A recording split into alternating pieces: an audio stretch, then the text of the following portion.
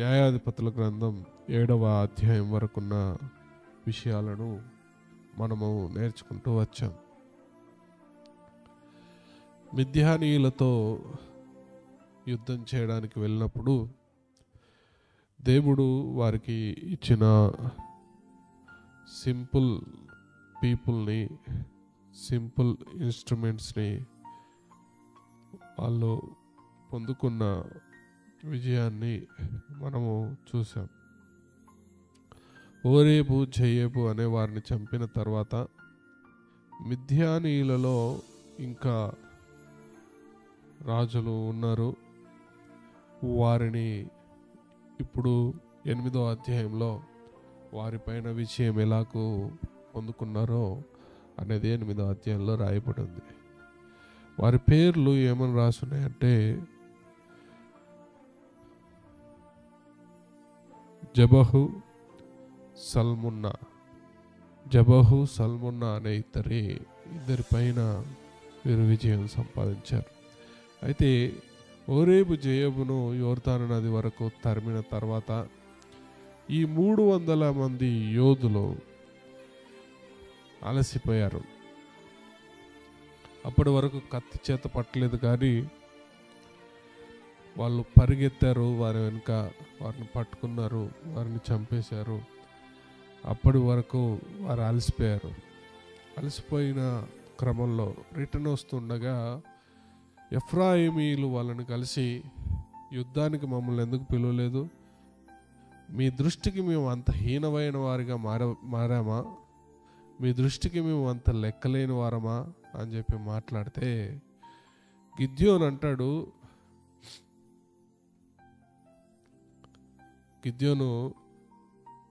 అయ్యా మీతోని మేమేమి సమానము?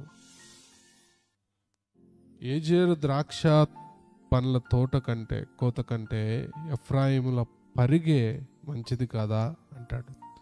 అంటే మీ పంట అంత శ్రేష్టంగా, మీ పరిగె అంత శ్రేష్టంగా కూడా మా పంటలు లేవు. మీతో పోల్చుకుంటే మేము ఏ పాటోళ్ళం?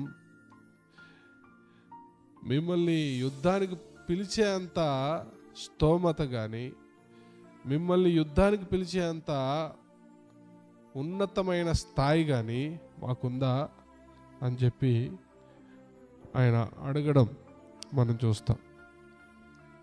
సో ఇక్కడ మనం చూడొచ్చు, వాళ్ళు గర్వంతో ప్రవర్తించిన పరిస్థితిని మనం చూస్తే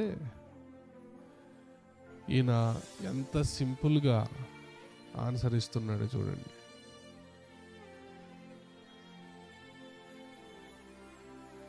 సో చాలా గర్వంగా వాళ్ళు ప్రవర్తించారు, కానీ ఈయన చాలా సింపుల్గా వారికి ఉన్న కోపాన్ని తగ్గించాడు. మనం 3వ వచనంలో చదివితే, అతడు ఆ మాట అన్నప్పుడు అతని మీద వారి కోపము తగ్గెను. కోపంతో వచ్చి, గర్వంతో వచ్చి వారితో మాట్లాడుతుంటే ఇప్పుడు ఈయన చాలా సౌమ్యంగా సౌమ్యంగా ఆన్సర్ ఇచ్చిన దాన్ని బట్టి వాళ్ళ కోపం తగ్గింది. ఒకవేళ ఈయన రూడ్గా బిహేవ్ చేసి ఉండేదంటే అక్కడ పెద్ద యుద్ధమే జరిగేది. అయితే ఆయన అంత రూడ్గా బిహేవ్ చేయలేదు. తర్వాత ఆయన సుక్కోతు ప్రాంతం వాళ్ళ దగ్గరికి వచ్చాడు. సుక్కోతులో ఉన్న వారి దగ్గరికి వచ్చి, అయ్యా మేము అలసిపోయాం కాబట్టి మాకేమైనా ఆహారానికి రొట్టెలు ఇవ్వండి అని అడిగాడు. అడిగితే వాళ్ళు అంటున్నారు, జబూహు, సల్మన్నాను మీరు పట్టుకున్నారనా ఇంత గర్వం? మమ్మల్ని రొట్టెలు ఎందుకు అడుగుతున్నారు? వాళ్ళని పట్టుకున్నారని మీకు రొట్టెలు ఇవ్వాలా అంటున్నారు. అంటే ఆయన అన్నాడు, జబూహు సల్మన్నాను పట్టుకున్న తర్వాత మీ ప్రాంతానికి వచ్చి నూర్పు కొయ్యలతోనూ కంపలతోనూ మీ దేహంలో నూర్చి వేస్తాను అని చెప్పి గిద్యోను అన్నాడు. తర్వాత ఇంకా కొద్దిగా ముందుకు వెళ్తే ఇంకొక ప్రాంతానికి వెళ్ళాడు. పెనియేలు అనే ప్రాంతానికి వెళ్ళాడు. పెనియేలు వారిని కూడా అలాగే అడిగితే వాళ్ళు కూడా సేమ్ అదే ప్రత్యుత్తరం ఇచ్చారు.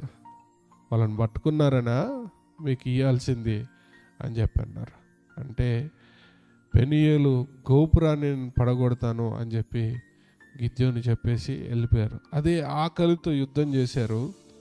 యుద్ధం చేసి వారిని పట్టుకున్నారు.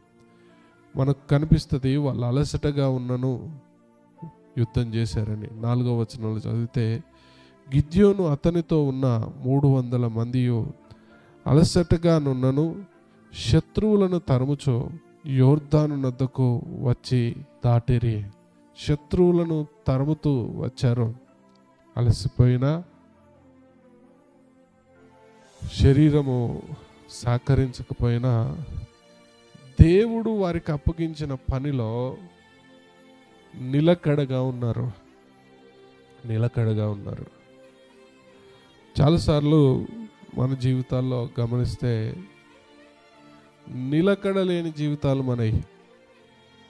ఈరోజు ఒక పని చేద్దాం అనుకుంటాం, ఆ పనిని వెంటనే మానుకొని మళ్ళీ ఇంకొక పని.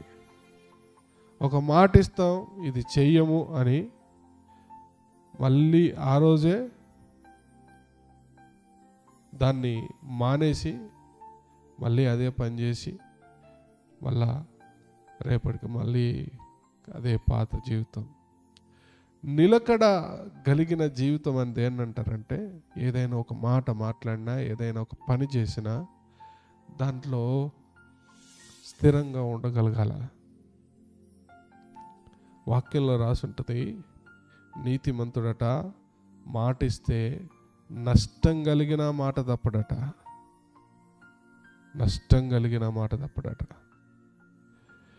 కాబట్టి మనం పదే పదే మాట తప్పుతున్నామంటే అది మన క్యారెక్టర్ అయిపోతుంది.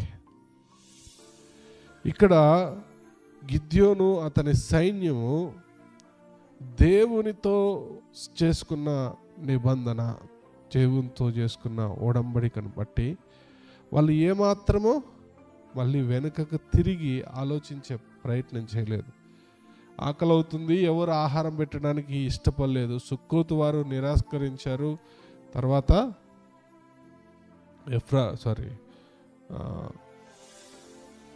పెనీయేలు వారు కూడా వారిని తిరస్కరించారు. అయినా సరే ఆకలితో ఉన్నా సరే దేవుడు వారికి అప్పగించిన పనిని ఏమాత్రము వెనుకకు తీయకుండా వారు పనిచేస్తున్నారు. అలాగ పనిచేసి ఏదైతే వారు చెప్పారో, సుక్కోతు వారి దగ్గరికి వచ్చారు. జబున్నాను, సల్మున్నాను వాళ్ళ ముందు పెట్టి, ఇగో వీళ్ళు మా చేతికి చిక్కారు కనుకన, వీళ్ళు మీ చేతికి చిక్కారు కనుక మేము ఆహారం పెట్టాలి అన్నారు కదా, ఇగో వీళ్ళను మేము పట్టుకొని వచ్చాం అని చెప్పి వాళ్ళని చూపిస్తూ అక్కడ సుక్కోతులో ఉన్న ఆ ప్రధానులందరినీ నూర్పు కొయ్యలతో, బ్రహ్మజముడు వాటితో వీపంతా ఆకించేశారు. తర్వాత పెనీయేలుకి వచ్చారు. పెనీయేలు గోపురాన్ని పరగొట్టి అక్కడున్న తాబోర్ అనే విలేజ్లో ఉన్న వారందరినీ చంపేశారు. తర్వాత జబూహు, సల్మున్నాను కూడా పట్టుకొని చంపేశారు. జబూహు, సల్మున్నా అంటున్నారు, మీరు ఫలానా వాళ్ళని చంపారా అంటే, అక్కడ వాళ్ళందరినీ చంపేశాం, వాళ్ళు నా సహోదరులు, వాళ్ళని చంపేశారా అని చెప్పి జబూహు సల్మున్నానుతో పట్టుకొని వచ్చిన వాళ్ళ పెద్ద కుమారుని పిలిచి, అరే వీళ్ళ మీద పడి చంపేరా, మన వాళ్ళందరినీ చంపేశారట. వాడు చిన్న పిల్లోడు భయపడి గిద్యోని మీదకి రావడానికి భయపడ్డ తర్వాత ఏమంటున్నారు తెలుసా, కాంప్రమైజ్ అయిపోయి మీరుగా చంపేరు మమ్మల్ని అంటున్నారు. అలాంటి టైంలో వాళ్ళని చంపేశారు. దేవుడు విజయాన్ని ఇచ్చాడు మిద్యానీయుల పైన. అయితే ఇక్కడ ఒక విషయం జరిగింది. దేవుడు విజయం ఇచ్చిన తర్వాత వీళ్ళు స్పిరిచువల్గా కాంప్రమైజ్ అయిపోయారు. అదే దేని విషయంలో తెలుసా, గిద్యోను దగ్గరికి వచ్చి అంటున్నారు, దేవుడు విజయం ఇస్తే గిద్యోనే విజయం సంపాదించినట్లుగా, దేవుడు విజయం ఇస్తే గిద్యోను ద్వారానే విజయం వచ్చినట్లుగా గిద్యోను, నువ్వు, నీ తర్వాత నీ పిల్లలు, వారి పిల్లలు మమ్మల్ని ఏలాలా అంటున్నారు. దేవుని నాయకత్వాన్ని పక్కకు పెట్టేసి ఇప్పుడు ఎవరి నాయకత్వాన్ని కోరుకుంటున్నారో తెలుసా? మనుషుల నాయకత్వాన్ని కోరుకుంటున్నారు.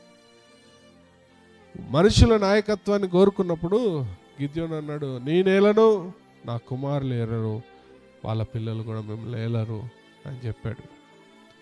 చెప్పిన తర్వాత గిద్యోను అందరిని పిలిచి, మీ దగ్గర ఉన్న పోగులను ఇవ్వండి అన్నాడు. వీరు యుద్ధం చేసింది ఇష్మాయేలీలతో కనుక వాళ్ళకు పోగులు ఉన్నాయి అని వాక్యంలో రాయబడి ఉంది. ఆ పోగులను తీసుకొని వచ్చి వీరికి అప్పగించిన తర్వాత గిద్యోను వాటితో ఒక బంగారు ఏఫోదును చేయించాడు అని రాస్తుంది. బంగారు ఏఫోద్, ఏఫోద్ అంటే నిలువుటంగి. అయితే అది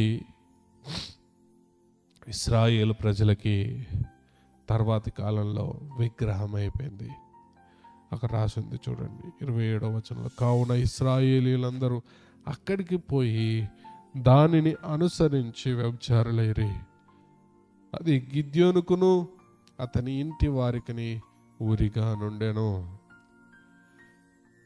అప్పటి వరకు గిద్యోను మంచి పని చేశాడు, కానీ ఒక చెయ్యకూడని పని కూడా ఇక్కడ చేశాడు. ఏంటయ్యా అంటే ఏఫోదును చేయించడం. ఏఫోదును చేయించడాన్ని బట్టి తర్వాత ఇశ్రాయేల్ ప్రజలు దాన్ని బట్టి మరలా దేవుని వైపు నుంచి పక్కకు తిరిగారు. అక్కడే రాయబడిన మాట ఏంటంటే, గిద్యోను నాయకునిగా ఉన్న 40 సంవత్సరాలు ఆ దేశము నిమ్మలంగా ఉంది. అయితే గిద్యోను చనిపోయిన తర్వాత చుట్టూ ఉన్న శత్రువులు వారిని ఇబ్బంది పెట్టడం మొదలుపెట్టారు. ఎందుకు ఇబ్బంది పెడుతున్నారంటే, మళ్ళీ వీరు పాపంలోకి పడిపోయారు. 33వ వచనంలో అలాగ రాసింది, గిద్యోను చనిపోయిన తర్వాత ఇశ్రాయేలీలు చుట్టూ ఉండు తమ శత్రువుల చేతి నుండి తమను విడిపించిన తమ దేవుడైన యెహోవాను జ్ఞాపకము చేసుకొనక మరల బయలులను అనుసరించి వ్యభిచారులై బయల్బేరీతును తమకు దేవతగా చేసుకొనిరి. మరియు వారు గిద్యోనును యెరుబాబేలు ఇశ్రాయేలీలకు చేసిన ఉపకారం అంతయు మరిచి అతని ఇంటికి ఉపకారం చేయకపోయిరి. చూసారా, గ్రాటిట్యూడ్ లేని పీపుల్ వీళ్ళు.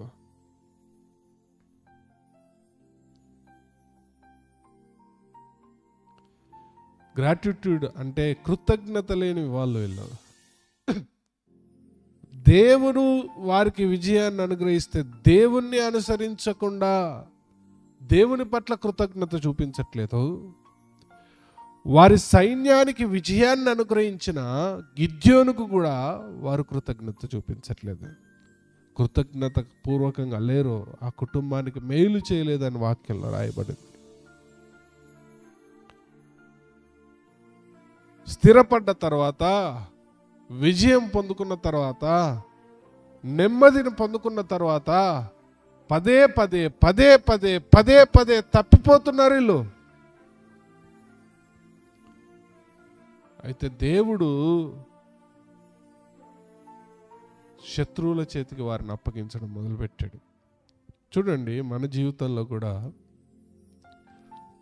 చాలా తీర్మానాలు తీసుకుంటాం. ఆ తీర్మానాల నుంచి పడిపోతాం. ఆ తీర్మానాల నుంచి బయటకు వచ్చేస్తాం. దేవుడు అనుభవించిన మేళ్లను పొందుకుంటాం. ఆ మేళ్లను మర్చిపోయి ఈ లోకానుసారంగా మళ్ళీ జీవిస్తుంటాం. దేవుడు మేలు చేస్తే ఆయనకు కృతజ్ఞులమై జీవించాలా. దేవుడు చేసిన మేలును మర్చిపోవద్దు, మనుషుల మేలును మర్చిపోవద్దు.